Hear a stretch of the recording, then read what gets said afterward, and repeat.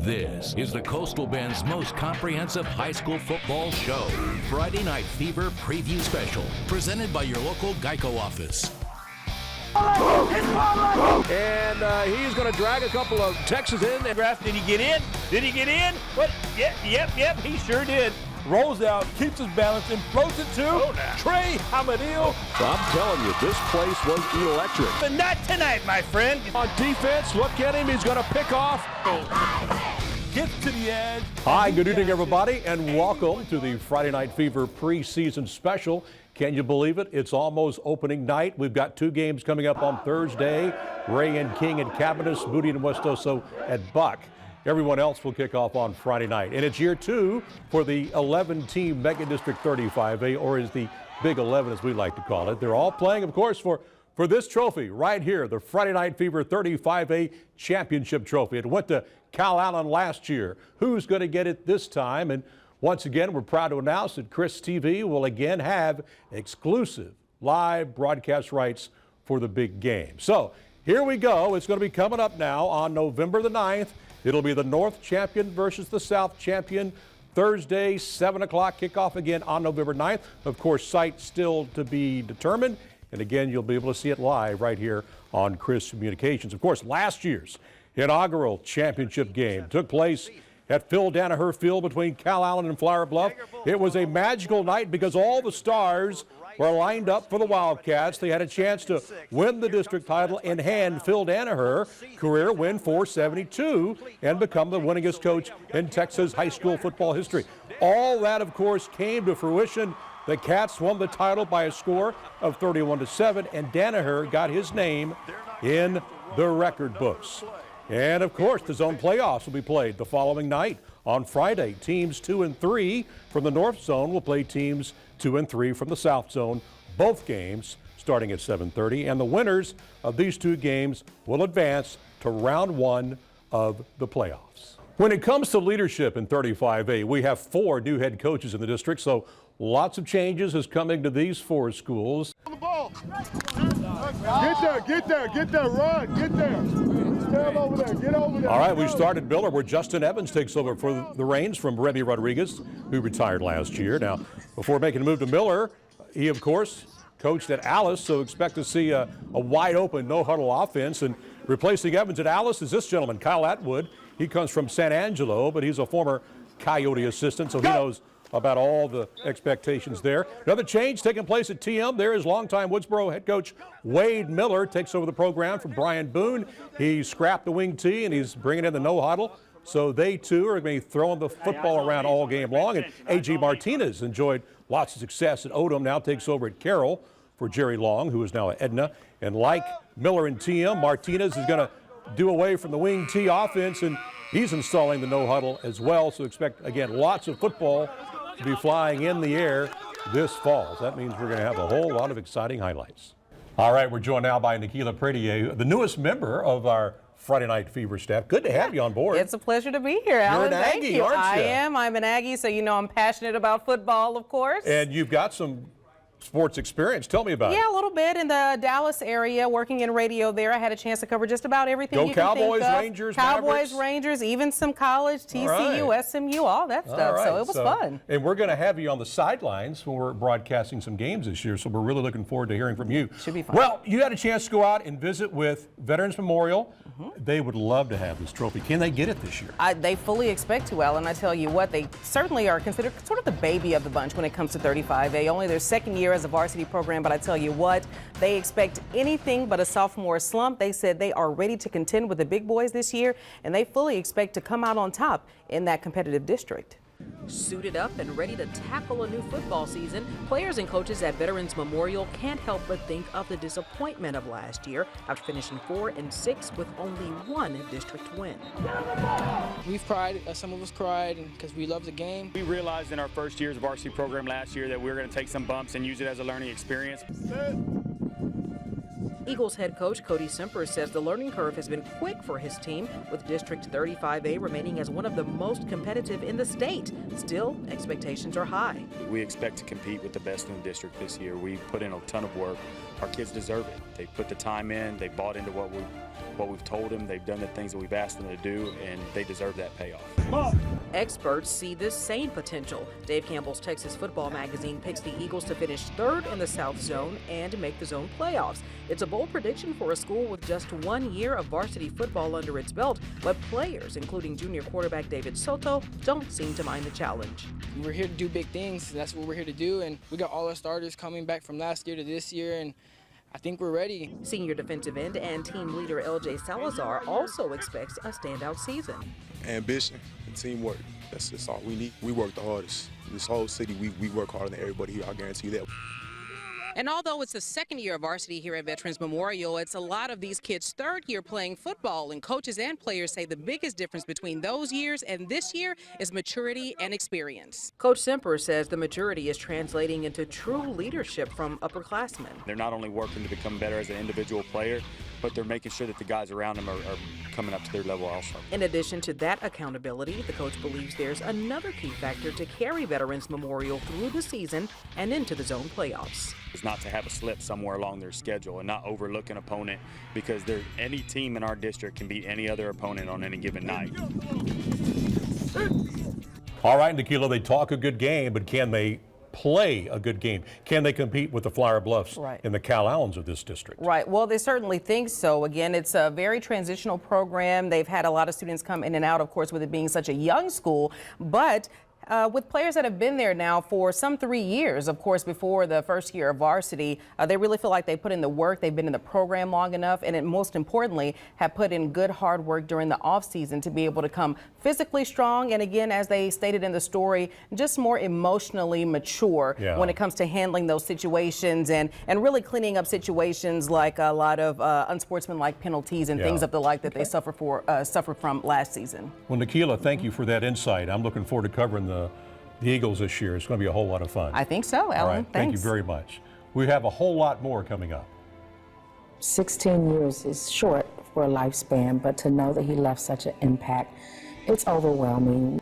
Coming up next on the Fever Preview special, Emily Hamilton will join us, and she will share a very special story about a young man who lost his life way too soon. We'll have that emotional story after this quick timeout.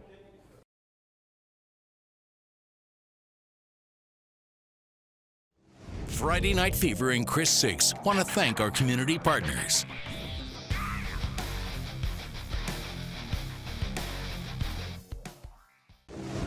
You are watching the Friday Night Fever Preview Special on KRIS 6, presented by your local Geico office. All right, welcome back to the Friday Night Fever Preview Special. Joining me now is Emily Hamilton, who's in year 2 of being on the Fever. Year 2, loving it, glad to be back. Looking forward to this season. Seeing how those teams, come back on fire after last year's season. Definitely. And you got to see a lot of good games a year ago. I remember we sent you out to some big ones, and they were fun, weren't they? Yeah, and got to get to know a lot of cool coaches. So definitely a privilege to be back. Glad to be here. And football fan myself, a Red Raider, so football's near and dear to the heart. All righty. Now, you have a very emotional story about a young man, a former player at King High School who lost his life. Yes, KRIS Gregoire. He passed away tragically back in May of 2016. Coach Hesseltine, however, tells me they're choosing to remember the good about KRIS Gregoire, and they're definitely going into Thursday's home opener with an elevated sense of motivation. It's hard. It's hard to think about all the things that we're missing. Prom, graduation, college letters are pouring in. All things Kenyatta Duckworth's son KRIS Gregoire will never experience after he tragically drowned in a man-made lake near Lago Vista back in May of 2016. The start of his school year marks what would have been his senior football season at King High School. He wanted a D1 scholarship. He had just found out that he was going to be starting, his junior year, and he was so excited. The Mustangs dedicated their 2016 season to KRIS, remembering him on the field and even on the roster. Coach Eddie Hesseltine says they'll continue to do the same this season, a year that would have been a big one for KRIS. They never will stop missing him. We keep him on our roster, we keep him in our hearts, we keep them in our prayers continually. Some of his lifelong friends and teammates reflected on the raw emotion of stepping out onto the gridiron without number 10 by their side, but instead, in their hearts. Every time we come out here, we know it's for him because, he would have been right here with us every time we break it out. Losing him was like losing a part of myself, and it's something very hard to deal with. But, it still hurts, but I'm just, it's the reason why I'm out here. Starting quarterback Elijah Flowers was there swimming with KRIS the day he drowned and says he no doubt struggles with survivor's guilt from time to time. This season, as a team leader, he's been given an opportunity to honor KRIS in a special way. For one game, instead of his usual number 7, he'll sport the number 10 across his chest. I'm going to have no choice but to shine, and it wouldn't be right to wear the number and just not go all out. And KRIS is not just being remembered by the Mustang family this season, but permanently in ways that will touch the lives of students for years to come. KRIS's family founded the Do Good for 10 campaign with the goal of raising $10,000 in scholarship funds for deserving students. He wasn't average, and I don't want to do things average in his honor. Whatever we do, we're going to do it big, and we're going to do it right, and we're going to make an impact. This upcoming May, those scholarships will be given out in his name, a time when KRIS would have been graduating from high school and planning for college himself. 16 years is short for a lifespan, but to know that he left such an impact, it's overwhelming. A big impact, to say the least. Every win, every loss, every fight song, the King Mustangs pay tribute to 10. Emily, great story, very emotional, very powerful. How do you think this team is going to react on Thursday night? They talk good now, but I know when the emotions come out on Thursday, it could be a whole different thing. Well, I think the emotions are going to just really fuel that fire behind them. And, they told me that they're going to go out there, Elijah Flowers said they're going to go out there knowing they're on a mission, and that mission is to do well for KRIS, because that's what he would want them to do. And, if he was out there, he'd be a part of that. And they said, they really just feel him, in the locker room, still his presence, and they miss that energy, but definitely, doing great things to keep his legacy alive, and going to continue that through what would be the rest of his senior season. They're going to be a really good football team this year, so his legacy, I have a feeling, is going to live really long. I'm telling you. Yeah, and that scholarship fund, what an Wonderful, awesome program put on by his mom. And actually, the application process is open to any students in Texas. It's actually online for students, who demonstrate great community service, leadership, academics, as well as they don't even have to be athletes to apply for this scholarship. They just want to give this to good,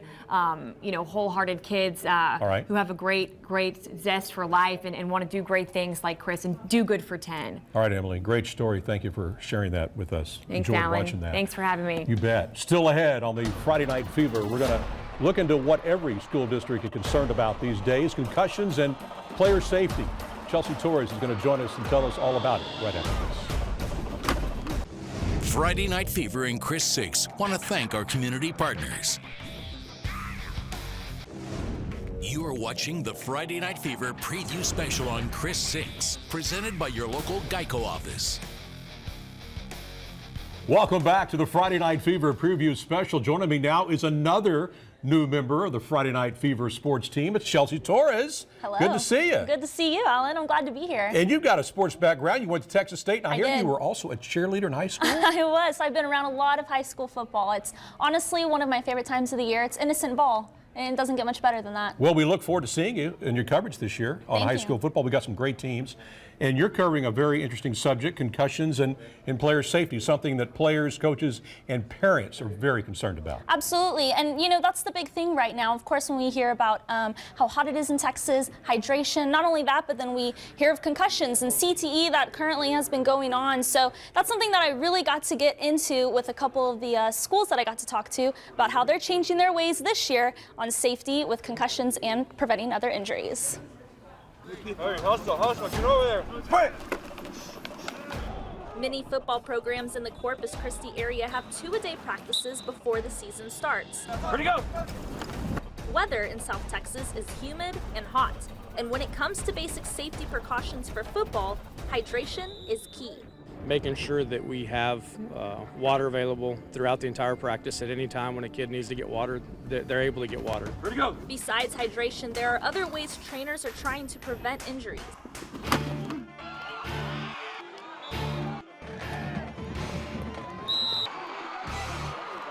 One of the biggest injuries we see in football are concussions, and Flower Bluff has their own process to help determine concussions using a baseline test called IMPACT. We test them on reaction time, their memory, and brain processing. Students take the test as a freshman and junior, and if they are suspected to have a head injury, they retake that test to see the differences on memory and reaction times. For some football programs, basic tackling fundamentals is essential to preventing concussions. The biggest thing they can do to prevent being injured is to keep their head out of the game. The Seattle Seahawks have actually become famous for this in teaching to tackle without your head, and especially not with head-down contact. Veterans Memorial head trainer also says that when players communicate about injuries, it only helps them in the long run. Our job is not to keep your kid out of practice. It's to make sure it's safe for them to be out there and to keep them healthy all season long. The sooner we know about an injury or just a pain, the better, the easier and the better we can do at keeping them on the field. Chelsea, very interesting information there.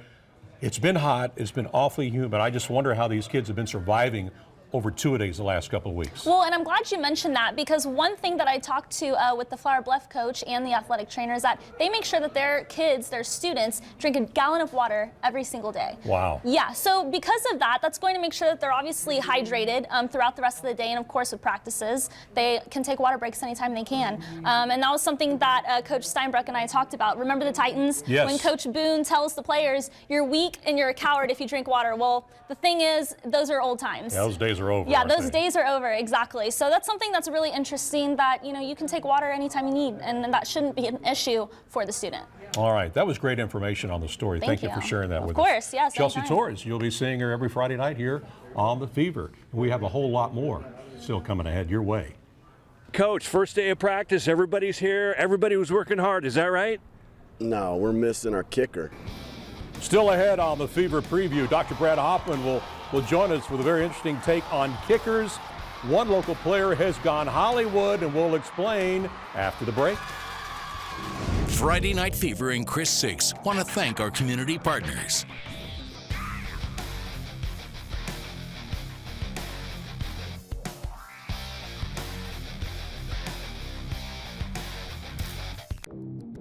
This is the Coastal Bend's most comprehensive high school football show.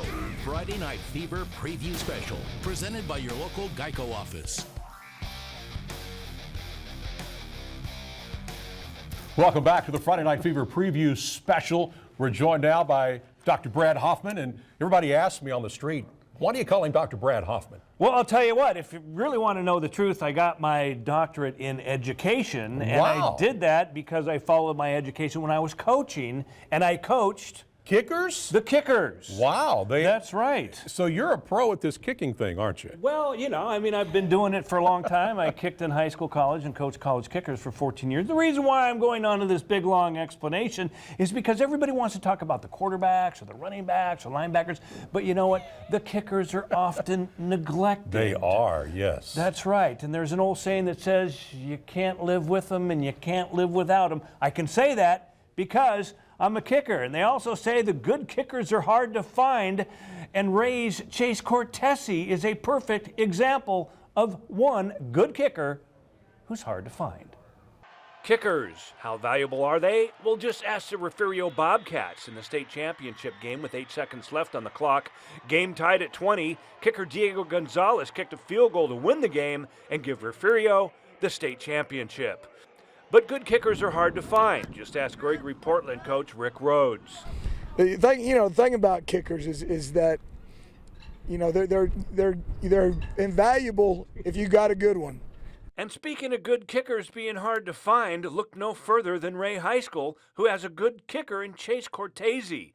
We showed up for the first day of practice at Ray High School to check him out.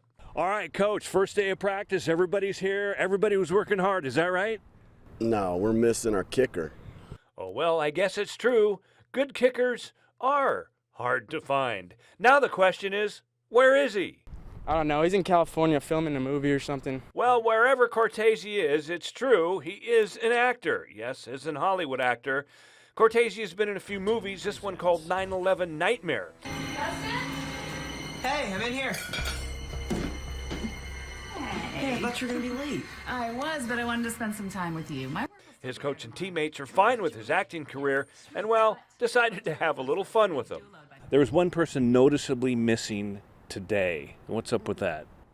I think you're saying Chase Cortese. Is that who you're? Yes. Yeah, Mr. Hollywood? Yes. Yeah, we have our team noticed that today. So we decided to contact Cortese, or Mr. Hollywood, by Skype. We found him. Yes, sir. Well, currently I'm in Iowa, actually, right now filming. That's right, Des Moines, Iowa. Chase says he would love to be with the team, but can't. I'm held back by a contract right now, so, I mean, I'd love to go back and start getting ready with the team. For Coach Charlton, it's bittersweet. Cortese may not be practicing with the team, but it's not all that bad. He's actually playing a kicker, so maybe he might be getting some work in. That's right, Cortese is on location filming a Go 90s series called Play by Play. It's a story of a current-day sportscaster looking back at his youth and giving a play-by-play account. How do you feel about being my varsity kicker? My role in this show is I'm actually a rival kicker against the main man in the show. So actually here, I've been able to do some filming where I do kick. So even though I haven't been practicing with the team, I've still at least tried to keep up. So when I get back, it's easier to get back into the swing of things. All right, what are you going to tell Mr. Hollywood when he comes back here? All right, you better have made a very good movie. All right, and I'll be watching it. What if he's making a lot of money over there? Then you better be giving about half of it to the program. What are you going to tell him when he comes back? Get on the line and start running. Now, let me ask you this. If the movie is a hit, are you going to ask him for his autograph? Yeah, probably. Yeah, we'll all line up, and we'll be the biggest supporters for him. Wow, that was interesting. Absolutely. So is the kid back yet? I mean, seriously, is he practicing? He's not no, back. he's not practicing. And you know what? Coach Charlton is not real happy about this. But unfortunately, Chase may miss the first game because he wouldn't have enough days to practice in pads. Wow, so they got King on Thursday. That's right. And it could come down to an extra point or a field goal. It's going to be that close, don't you think? Well, I think Coach Charlton hopes that it could come down to a 2-point conversion. Wow. How much is this kid getting, do you know, for all this television and movie stuff? Well, I asked him if I could be his agent. Yeah. And he said no. But yeah, I'd like to cash in on that deal. He's a good kid. He's a good kicker. And this was all in fun. Hey, again, I could say this. You know what? Because I'm a kicker. All right. It was a great story. Thank you very much. Thank you very much. We appreciate the insight on kickers. That's always a fun thing. Coming up next on the Fever Preview Show, we've got Roland Rodriguez. He will join us on the inspiring story of Sinton head coach Tom Allen. We're coming right back. Friday Night Fever and KRIS 6 want to thank our community partners. This is the Coastal Bend's most comprehensive high school football show. Friday Night Fever Preview Special, presented by your local Geico office. All right, welcome back to the Friday Night Fever preseason special. We're now joined by Roland Rodriguez, the veteran himself. How many years now you've been in this business? Man, I've been over almost 22 years altogether, I think. Wow. 22, 23 years. I'm not as close as you. You know, you're like 40, 45? I'm about 42, 43. I hate to say it. Yeah, right around in there. We're both veterans. We have been. And so you've covered a lot of teams. That's right. You've covered a lot of coaches. And Tom Allen has been one of the more inspiring coaches you and I have ever come across. That's right. Sinton, as long as I've been doing sports, about 15, 16 years, Tom Allen has been one of the coaches that Sinton has, I guess you could say, inspired others. Yeah. There's only been 3 coaches you can think about in the last 15 years. You know, we had Brent Davis, Jimmy Mitchell, and Tom Allen. So that says a lot about the tradition there at Sinton. And one thing that we're talking about is that he's battling not only for his team, but for himself. And with a span of just a few years, Sinton High School football coach Tom Allen went from fighting for state football titles to fighting for his livelihood. Spring practice is underway at Sinton America, and that's where Pirates head football coach Tom Allen is back on the sidelines. This is extraordinary in of itself, considering Allen, who's 48, recently completed more treatments for his multiple system atrophy just a couple of weeks ago. You know, there's a rejuvenation every year because every team's a little bit different. This group has is special to me because with the negative news and stuff that I got, they were fantastic last year. And, you know, during the off season, our coaches have been fantastic. So, you know, I'm excited because, this group has a chance to do something pretty special. For the past year, Alan has been visiting the Mayo Clinic in Minnesota for treatments and more answers for his rare neurological disorder. It was heart-wrenching because you have plans of doing things in the future and so forth, and they may or may not come to fruition. You know, I have a great relationship, of course, with my wife and kids, and you know, just want to see that through and make sure that they're well taken care of and so forth. And you know, a lot of emotions run through you, but then it all settles down and you go to work. Despite this blindside hit, Alan is trying to live his life normally. Football and his family are what keeps him fighting. Like I said, I'm very blessed. You know, my wife is my best friend, and you know, my kids have turned out really great, and they're doing special things. I'm getting to coach with one of my sons. I mean, what else could somebody ask for? It's not how you plan things, but it's how you take the plan that you're given, and that we tell our kids that all the time. And not just our kids here at Sinton, but our children. You know, that sometimes you don't get what you ask for, and this is one of those times. Alan, who has won 96 games and 9 district titles heading into his 11th season, plans to coach his Pirates in 2017, a year in which his ball club is pegged as the number 18 team in the Class 4A state preseason rankings. Beyond that, it's not clear what the Pirate coach plans to do. Most people get up and they go to a job. I get up excited, thankful to have something really, really cool that I get to do with my life. My dad told me a long time ago, when you go to work, when it's work, you need to find something else to do. Well, I've been getting up and not coming to work. What a deal. Like I said, what I think I'm supposed to be doing, I'm doing. There was no doubt, you know, that I was going to come back for this season. Now, I'm going to play it day by day and year by year, but my plan is to be here for a long, long time, and we'll see. Boy, it's good to see Coach Allen again, and I think he looks great. He sounds great. Yeah, he's in fighting weight. I mean, he looks really good. He's in better shape than both of us. But he's going to miss, you're saying, the first game, though, right? That's right. He's actually going to be flying back to Minnesota for another treatment at the Mayo Clinic, and this one is going to be a stem cell procedure, okay, which means hopefully this will, you know, help him a little bit more down the road. And this is something that he's new, he's excited about, and he's hopeful for the procedure. And I think that this is going to be something that not only inspires him and his football team, but the whole community of Sinton. And he'll miss the first week of the season, but he'll be back and hopefully stronger and better than ever. All right. Well, we love Tom Allen. Our thoughts and prayers go out to him and his family. Good job. And we appreciate you going out there and giving us an update on how he's doing. I appreciate it, Alan. All right. Very good. Still ahead on the Fever Preview Show, I'll be joined in the studio by a special guest. We're coming back right after this.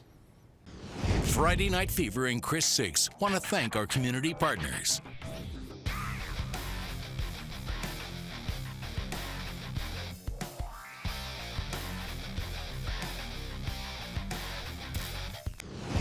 You are watching the Friday Night Fever Preview Special on KRIS 6, presented by your local Geico office.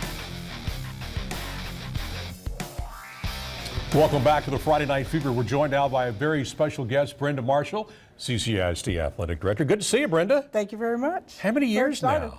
God. 31 years. 30? Did you starting 32. My goodness. And as athletic director, you're going to be 11. 11 and a half. I still remember the day that they announced you at the school board meeting. That seems like yesterday that you had gotten the head job. Yeah. It's been fun, huh? Been a fun job? It's been a great ride. What excites you most about the upcoming season? We, of course, are going to start on Thursday this year. Unusual 2 Thursday games. Yes. As you'll find out in our schedule this year, with the way the schedule was the first year of realignment, we have about 4 weekends to where we're going to have double headers on Thursday and double headers on Friday. So the first weekend, you've got 2 local rivals, meaning Moody and West Oso, playing each other. And, of course, you got Ray and King, which are our inter-school rivals. So it's going to be an exciting Thursday night. Some of your best games this season, looking ahead, are on Thursday night. Huh? Yes. In fact, there's a Thursday night where King plays Carroll. Cal Allen plays Ray on the same night. You know, it's hard to pick a game of the week when both of those games are going on. And that's with the schedule, like you say, when you're flipping the schedule and you have so many home games, this is for the first time ever. We'll have 32 actual, not counting the interzone, 32 home games at Bucker Multi. It's going to be fun. Let's talk about the new turf at all the new high schools now. I mean, all 6 schools now have turf, artificial turf. They can practice. In fact, we have some video we want to show you from Ray High School. This is really big for your football teams, I know. It is. You know, we're able to. We don't have to worry about if it does rain, except, of course, you have to worry about the lightning, but we don't have to worry about, you know, the time during the period or afterwards waiting for the field to dry. And so this is a great benefit. It's a great investment for our students and our community. Well, I tell you what, I had a chance to walk that turf at Ray High School, and it's absolutely gorgeous. You almost don't even want to practice on it and mess it up. It's that nice. It's AstroTurf's their latest version. It's called Game Day 3D3, and it's only 2 inches high, so it's a little different than some of the turfs that are out there right now. So this is their latest version. All righty, and they got the nice goalpost there also at Ray High School. Well, what excites you most about the season? I know every year there's something different, you know. That gets you fired up, you know? We're excited to see, you know, the matchups of our teams. We're excited to see, you know, how people finish this year.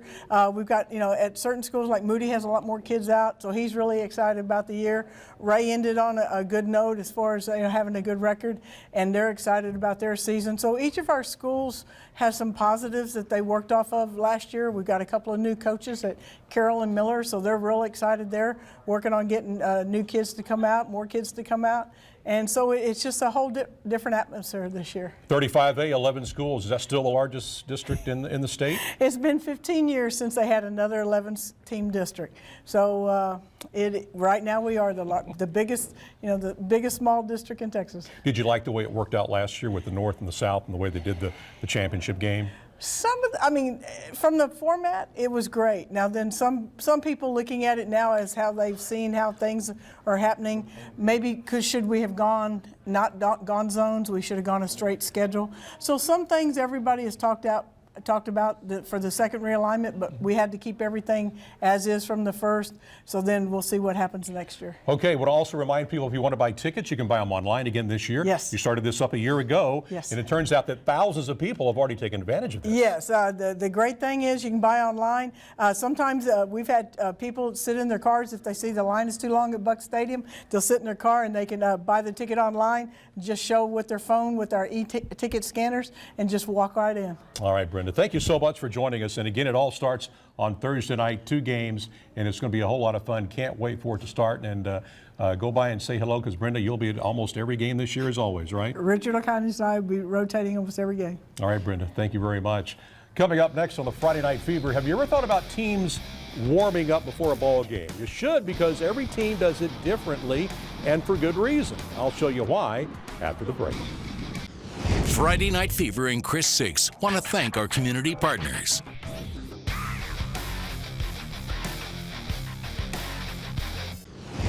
You are watching the Friday Night Fever preview special on KRIS 6, presented by your local Geico office.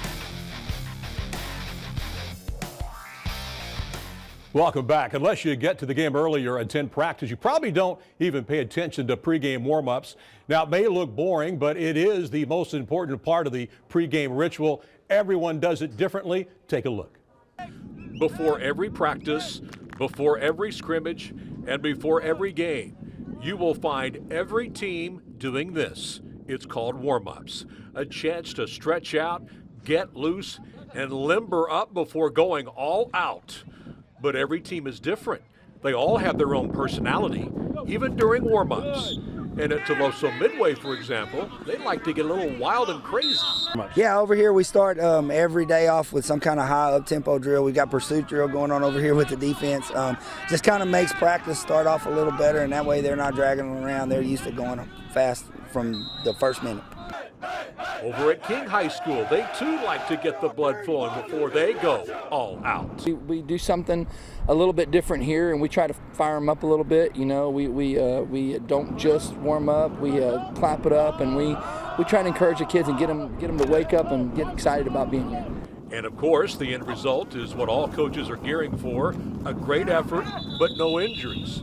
there's nothing like high school football in Texas. You know, you get out under the Friday night lights and you kind of start your heart. You know, if you've never been part of all that, I mean, you probably don't understand. But if you've been on the sidelines or you've played on any Friday, I mean, you ask anybody, they always remember the Friday night lights. So just trying to get them relaxed before we get going. Good. Finish strong. Finish strong. Go. All right, there you have it. Pre-game warm-ups. You'll never look at them the same again. Hey, we don't want to forget about the Refugio Bobcats. They're, of course, the defending state champions in Class 2A Division I. They beat Crawford in the title game 23-20 on a last-second field goal up at AT&T Stadium in Arlington. Can they win it all again this year? Well, they are preseason number 2 in the state this year. They've got 6 coming back on offense, 5 more on D, but it's pretty much more reload than rebuild for this perennial powerhouse. So how many good players are coming up through the program? Well, they got a whole bunch, and I have a pretty good sneaky suspicion we're going to be covering them again in this year's state championship game. So we know about Refugio, but can Cal Allen make it back to the state title game? They should be good again, but just how good? We'll hear from the winningest coach in Texas high school football history, and we're going to talk to the voice of the District 35A championship game, Paul Alexander, and get his thoughts on the upcoming season. Back after this quick timeout. Friday Night Fever and KRIS 6 want to thank our community partners. You are watching the Friday Night Fever preview special on KRIS 6, presented by your local Geico office. Welcome back to the Friday Night Fever preseason special. You know, the last time we saw the Cal Allen Wildcats, they had just given Aledo a run for their money in the 5A Division II state title game up at AT&T Stadium in Arlington. A good chunk of the team is back, but they've got a new starting quarterback. There he is, Colton Duff. But he's got that experience. Now, he did lead the Cats to 2 wins a year ago, but overall, does this team have what it takes to get back to Arlington? Right there on the money.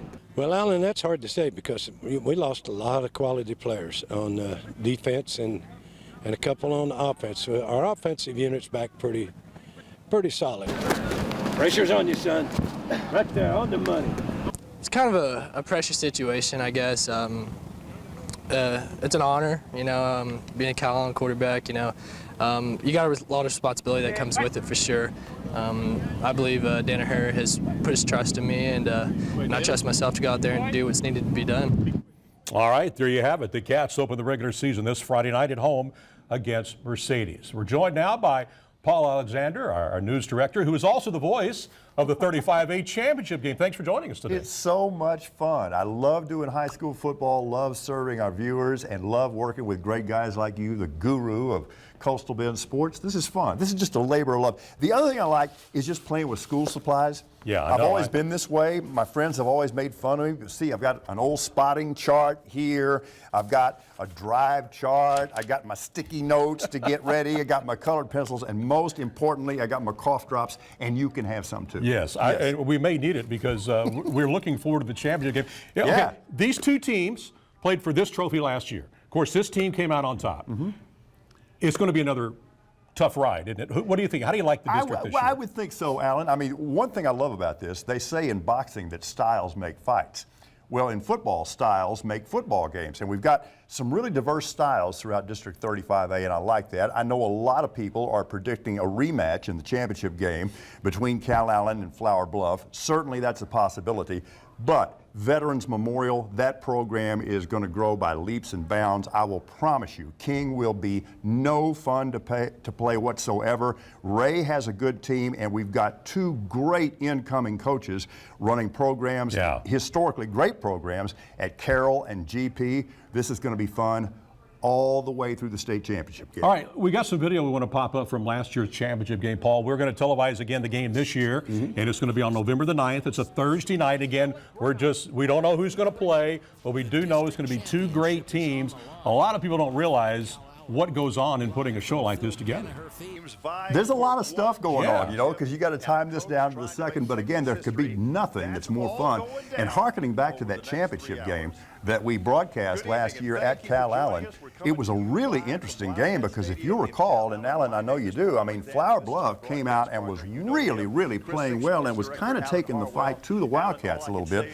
But ultimately, as we saw in so many Cal Allen games last year, their depth and their patience and their physical strength, they just wear teams down. Yeah, they really do. And it'll be fun to see how it all develops again this year. But there you and I are in the broadcast booth a year ago getting it done. And we have no clue who's going to play this year. But we're going to televise some Thursday night games this year as well. We're not sure which games yet, but we want to let our viewers know that we are going to do it. It's going to be fun. We're going to do that. And of course, because we have this zone district, we get opportunities to do games on Thursday night. And we want to do as many of those as we possibly can leading up to that District 30 5A championship game in early November. Okay, last question. People wonder, why is Paul Alexander doing our football games? Well, you've got a sports background. Tell us about it. Yeah, you know, it's almost like a parallel life or a parallel universe. Yeah, I've been very fortunate, had opportunities for which I'm very grateful to do a lot of college and professional football and basketball, the NFL, the NBA, all the major colleges, and it's still a labor of love. And there's just nothing on earth I love doing more than that and working with you. And you're a former coach, too, and that helps. You got a lot of insight being a former coach. You know, speaking of parallel lifetimes, I guess that's 3 of them, yeah. So, all right, so Paul Alexander and yours truly, we're going to be doing some ball games this year. And, of course, we're going to do the district championship game on November the 9th right here on KRIS Communications. Well, that is a wrap for this year's Friday Night Fever Preview Special. We're looking forward to what's going to be a tremendous season, and we'll see you starting this Friday night on week 1 of the Fever. Have a great week, everybody. Nicely done on that special. And he's going to drag a couple of Texas in. Did he get in? Did he get in? What? Yep, he sure did. Rolls out, keeps his balance, and floats it to Trey Hamadil for the 25-yard touchdown pass. I'm telling you, this place was electric. But not tonight, my friend. On defense, look at him. He's going to pick off. Gets to the edge, and he dashes 81 yards. Quarter no score, Wildcat quarterback Dustin Akerson finds Randall Harris for the 4th and long. Harris with a nice hand. And of course, they brought that huge crowd. I mean, they filled up that entire section. Take it down the sideline. 70 yards to the hizzy.